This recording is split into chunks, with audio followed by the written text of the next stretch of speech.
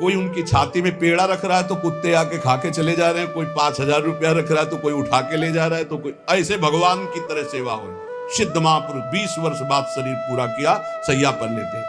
पूज्य श्री रोटीराम बाबा ऐसे सिद्ध महापुरुष थे, कभी किसी का सम्मान नहीं कर। सिद्ध पुरुष थे, सीधे दृष्टि देखते ही वही बोलते थे जो उसके आचरण बना लिया ऐसे वैसे। बहुत उनसे उनके सामने जाने में डरते थे सब। रोटीराम बाबा का 9 बजे का समय कुटिया में गुफा थी, उसमें जाते थे रात्रि के।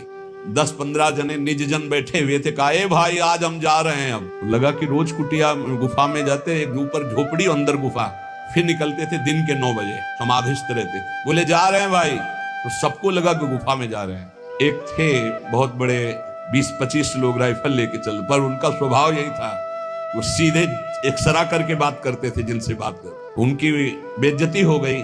कहते हैं ऐसा कि उन्होंने ही ऐसा, ये इतनी चिरैया उनकी काट कर ले गए थे और वो पहले से जानते थे। बोले भाई हमारे जाने का समय आ रहा, आप सब लोग जाओ। तो सबको लगा गुफा में जाने की बात कह रहे हैं।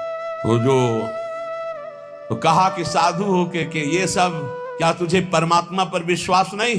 क्या तूने परमात्मा तत्व का बोध नहीं प्राप्त किया? क्या तू निर्भय तत्व में स्थित नहीं जो इन लोहा लंगड़ की तेरे को जरूरत पड़ती है? ऐसे वो कटु वचन। तो उनके गुरु भाई थे सिसोलर वाले महाराज जी। सुबह वो गंगा स्नान करके, एक भक्त ने भिक्षा के लिए कहा था तो भिक्षा के लिए गए। आपको आश्चर्य होगा, हमने दर्शन किए जाकर के, बिल्कुल विश्वास मानना। तो उनको सूचना मिली कि आपके गुरु भाई रोटीराम बाबा का परम धाम गमन हो गया, किसी ने उनको ऐसा। तो उनका अच्छा, वही लेट गए। 20 वर्ष तक वैसे ही लेटे रहे, करवट नहीं बदला। 20 वर्ष तक। आपको आश्चर्य होगा इसलिए पहले का, और हमें भी आश्चर्य हुआ। तो हम गए थे पैदल, सिसोलर गए थे पैदल, और महाराज के दर्शन के। बिल्कुल जीवन मुक्त महापुरुष।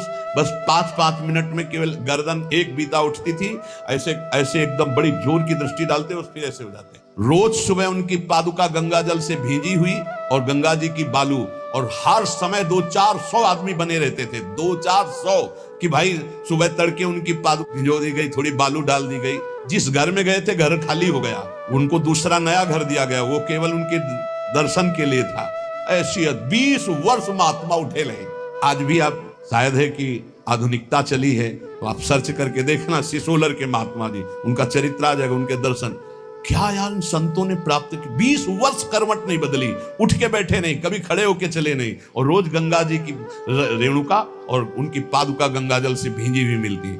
और आश्चर्य, ऊपर के बाल सफेद और नीचे से काले जग रहे थे। नवीन अवस्था का प्रादुर्भाव। 20 साल महात्मा, ना खाना ना पीना। आपको आश्चर्य लगेगा।